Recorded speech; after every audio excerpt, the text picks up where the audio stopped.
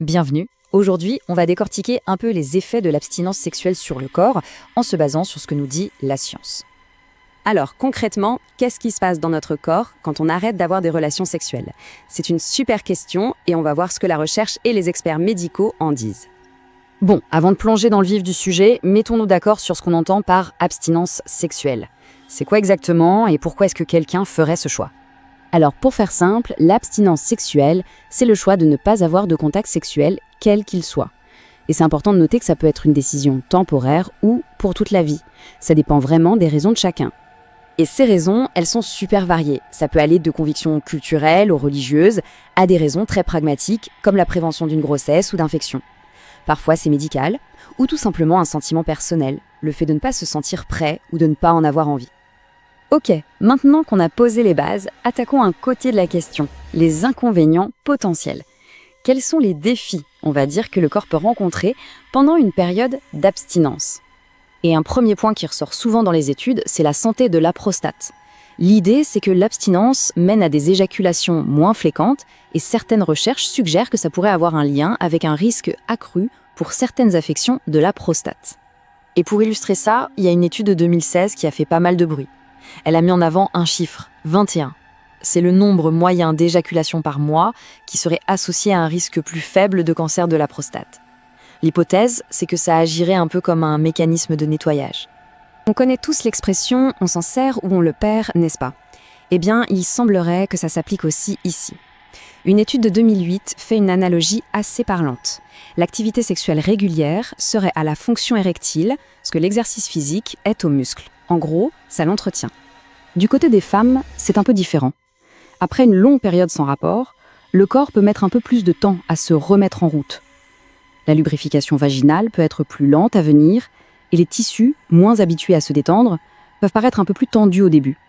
Et là, c'est un point crucial qui va au-delà de l'abstinence, mais qui est bon à rappeler, le vagin est auto-nettoyant. C'est un conseil médical de base, mais fondamental. Tenter de le nettoyer de l'intérieur, c'est une très mauvaise idée. Ça perturbe tout son équilibre naturel. Mais ce n'est pas tout. L'abstinence peut avoir d'autres répercussions. On parle par exemple de fluctuation de la libido, qui peut soit baisser, soit, paradoxalement, augmenter. Il y a aussi des liens possibles avec un système immunitaire un peu moins costaud, une moins bonne santé cardiovasculaire parce que le cœur fait moins d'exercice, ou encore une augmentation du stress, vu qu'on libère moins d'endorphines. Et parfois, ça peut même jouer un peu sur la confiance en soi. Pour prendre un exemple concret, revenons sur le système immunitaire. Une étude a montré un truc assez bluffant, les personnes ayant des rapports 1 à 2 fois par semaine avaient 30% de plus d'un anticorps super important, l'immunoglobuline A. C'est un peu notre première ligne de défense contre les virus, donc c'est pas rien. Bon, on a vu les moins, maintenant il est temps de retourner la pièce et de regarder l'autre côté, les avantages. Parce qu'il y en a, et ils sont importants. Et les avantages les plus évidents, les plus directs, sont bien sûr la protection.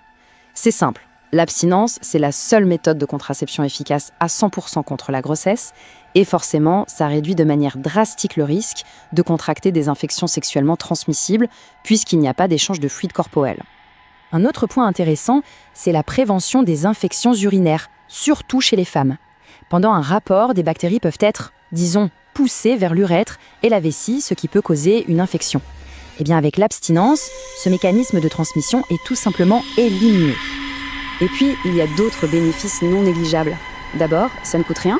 Ensuite, il n'y a aucun effet secondaire, ni médical, ni hormonal. Et sur le plan relationnel, ça peut être une occasion de développer d'autres formes d'intimité, basées sur la communication, le partage. Ok, mais alors que se passe-t-il quand on décide de reprendre une activité sexuelle après une longue pause? Le corps s'adapte, bien sûr, mais il faut comprendre que c'est un processus. Le message principal des experts, c'est que les choses finissent par revenir à la normale. La fonction érectile, la lubrification, tout ça se réajuste progressivement. Le corps a une mémoire, mais il a parfois besoin d'un peu de temps pour se remettre en phase. Et ça nous amène à ce conseil qui est plein de bon sens et d'empathie. Soyez tolérants. Allez, mollo mollo. C'est vraiment la clé.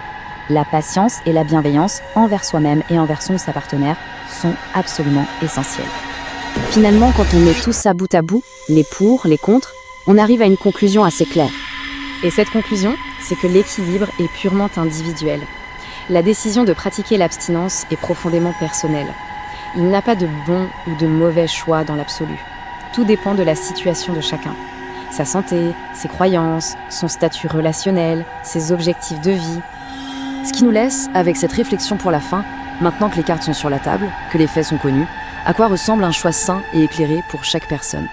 L'important, c'est d'avoir toutes les informations en main pour prendre la décision qui est la plus juste pour soi.